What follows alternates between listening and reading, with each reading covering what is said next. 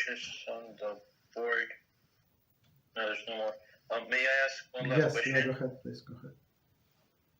So, how would the people from the generation of Noah connect to Hashem, since they didn't have like no Torah, no nothing, and Noah was a prophet. He would speak to Hashem, let's say directly. So how would the people of that generation would connect to Hashem? By observing the 7 Noahide laws, 6 at that time. So, and one of them were not to steal, not to kill each other. They were doing not to be immoral, and they did exactly opposite. So how do you connect to Hashem? Just to serve Him the way He wanted. So, and it was not.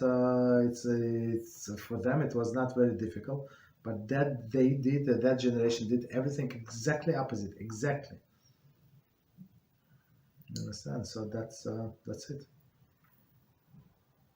So it's same as today. We actually schedule a clip on a different channel for tomorrow, and I'm not sure if we release it on our prior English channel.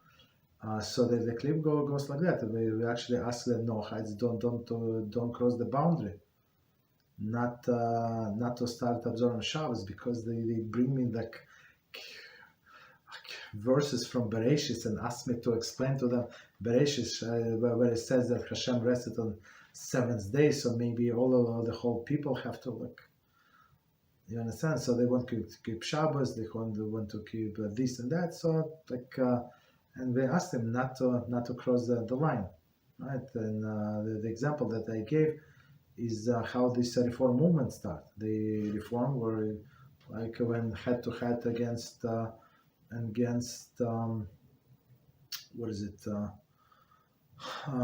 Orthodox. So they want to push Bima like in church. In church, this altar, whatever they call it, whatever they think, closer to the front.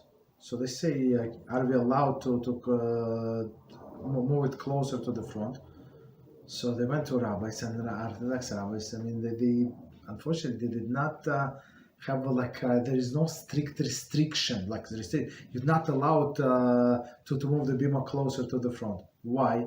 Because the purpose, and when we read in Shulchan Aruch, when they describe the bima from which they read Torah, it's actually the place that must be somewhere that is very convenient, for everybody to hear, right? So in the shul that I go to, so it's actually closer to the front, right? Because people sit from 3 sides, right? From the sides and on the back. So it's perfect, and plus all of the acoustics, it's perfect, perfectly, right? But if because the shul is made rectangular, but if it made like this, in not in a width, but in a length, so that's you cannot put the bima in closer to the front of the shul, so you have to move it in the middle so everybody can hear. You understand? But these people, so is it absolutely not allowed? It's not absolutely not allowed. It depends. The logic is so everybody can hear reading, and these people move the bima, so it was not nothing was against. So they started the Orthodox rabbis. They're old style. Show me in a Torah where it says this and that. Clowns, right? So show me in the Torah where it says this and that. So does it say Shulchan Aruch, is it forbidden? No. And that's how they started and went all the way down. Understand? So it was the first step. So the first step, when you disregard one law, it's going to bring you not even law, not even tradition. Tradition is going to bring you to complete Gehinnom. You understand? So tradition is everything. Okay, so yes, go ahead. No, sorry, just something that I wanted to know in regards to the question that I made about the people from the flood, from the generation of the flood. Mm-hmm. So, who would preach who would preach out this Noahide laws, this universal laws, like, would be someone like, I don't know, perhaps like Metushelach or someone like that would let people know about these things, or they all had this pretty clear in their heads, all of them? Exactly. I apologize. I had it in my mind and I forgot to say. So it says actually in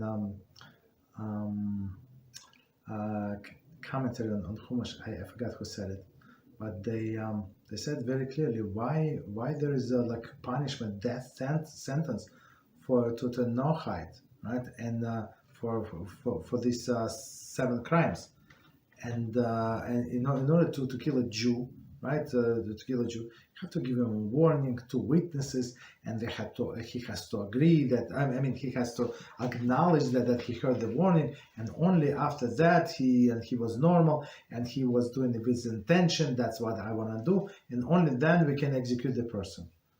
But with the Gentile, so you have, first of all, it's 1 witness is enough, right? If self-incrimination is enough, I'm not sure. I don't want to say, I'm not sure. With Jews, it does not fly, right? Basically, without any warning, that we can put a person to death. How is it fair? So our sages explain. Of course, it is fair. It's common sense. In order to healthy society, somebody should not somebody should come to you and say it's not nice to be intimate with your neighbor's wife. Like you normal.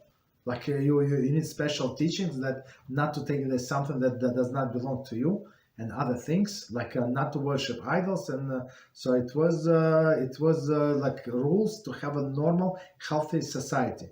And when Hashem saw it's not going to work, they disregard these simple logical rules. There's nobody to talk to. So you like, what do you mean? Like you need to explain adults these things. Like it's obvious, it's understandable, but they decided like brazenly disregard these things, and that's Hashem said. I have no choice. I have to destroy them. Understand? So who had to preach them?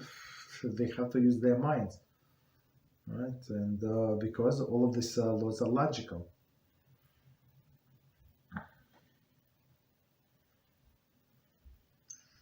Thank you, Rabbi. You're welcome.